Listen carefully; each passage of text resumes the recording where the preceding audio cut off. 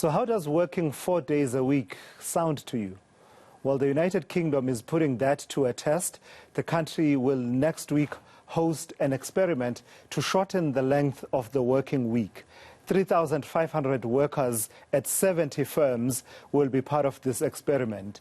Well, let's discuss this then. I'm joined now via Zoom by industrial psychologist Dr. Elana Siew. Dr. Siew, good afternoon. Thank you for your time. It's fascinating. Oh, by the way, before we go any further with this conversation, I had in my introduction in the first hour mentioned that the Gambia had led the way in this way when Yahya Jammeh introduced a 4-day working week for public servants. It turns out the new president, Adama Barrow, actually took that away and actually scrapped the 4-day working week for civil servants, and now they have to work until about 12:30 on a Friday as well. But nevertheless, why is this an attractive idea? The whole cry seems to have swung all the way from the cry for an 8 hours labor, 8 hours recreation and 8 hours rest during the Industrial Revolution to now people saying that actually this 40-hour week doesn't work for us. So thank you for having me. I think that the first thing that we need to bear in mind is how many hours of our working week do we work? And how many hours of that week are we busy being busy? So, yes, it's very interesting. It was initially introduced in Gambia in 2013. So we're talking 10 years ago, the idea came to the fore.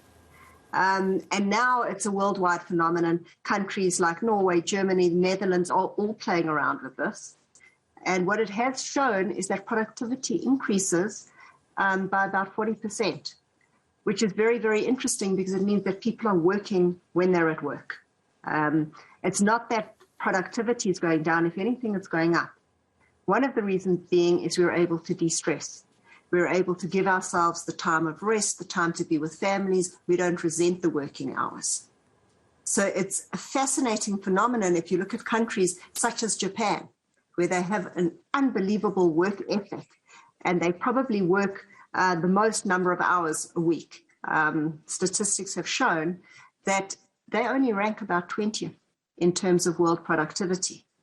And as we know, they also have very high levels of depression rates and suicide rates. So as opposed to the countries like Iceland and Norway, where people generally are very satisfied with life and their lifestyle, their quality of life.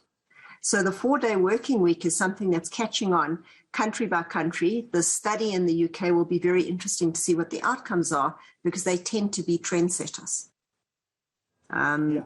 So you asked, the pros are mental health coming out of the pandemic.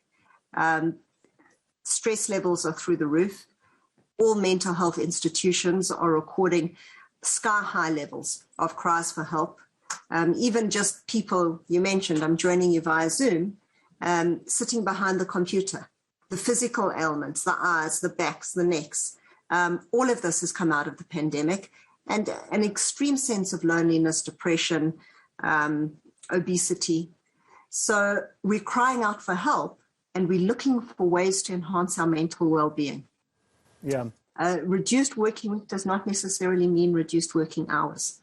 And I think that's something that we need to emphasize, is that most companies who have the reduced work week, they still get in their 27, 30 hours work that is demanded of the average employee there.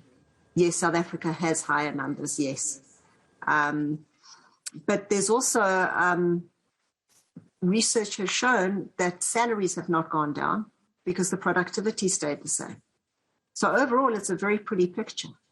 So what would you say about its attractiveness for a country like South Africa? The UK is undergoing it as an experiment for the moment with the select number of firms that will be taking part. Just looking at our own context, the South African context, our economy, the productivity, some of the concerns about productivity. How attractive is an idea such as this one, a 4-day working week? So it's a very difficult question because a lot of our economy is based on agriculture and manufacturing. So if you look at our labor force, they're working two, some companies run 3 shifts. If you were to say to them, cut down to a 4-day week, most of them say we work a 7-day week in terms of shifts. And a lot of the employees are paid hourly, daily. They don't want to lose that work. So would that work in the South African environment? I'm not sure that it would boost our economy. If anything, I think it would harm our economy. Sure. You know, the office workers, the white-collar workers, are people who probably could take on the 4-day week, but will that then support agriculture and manufacturing? Would we be able to have that balance? I'm not so sure. Yeah. And are there any factors that are specific? And I know you mentioned some of them at the start of this conversation, but are there any factors that are specific to the era that we're in terms of the world of work, that make it conducive to have a 4-day working week in the context of, you know, such developments as the fourth industrial revolution and other, you know, features of the future world of work? So absolutely. I think that from a psychological point of view, the most attractive part is quite simply, again, if we go back to the UK, it's in the process of being legislated in companies such as Germany that it's illegal to take work instructions after 6 p.m. It's illegal to respond to customer queries. And the reason why they're putting in that legislation is because that's what working at home has done. The hybrid model, the work from home model, is we work 24/7. So I think that if we look at the technology, and as you speak about the fourth industrial revolution, there's absolutely no doubt that we need to pull back, that we're all reaching a point of burnout.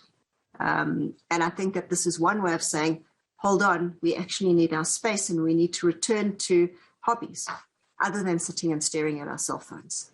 You know, we need to have human engagement. We need to be outdoors. All of the things that we know and we just don't do. The 4-day work week would give us that kind of breather. Yeah. All right, thank you for your insights there, Dr. Elana Siew, who is an industrial psychologist, weighing in on this experiment that is being undertaken by 3,500 workers at 70 firms, just trying out if it would be feasible to have a 4-day work week in the United Kingdom. Adama Barrow, the president of the Gambia, scrapped the 4-day work week for civil servants. It's now back to 5 days, albeit they end at about midday there, something that Yahya Jammeh had introduced in 2013.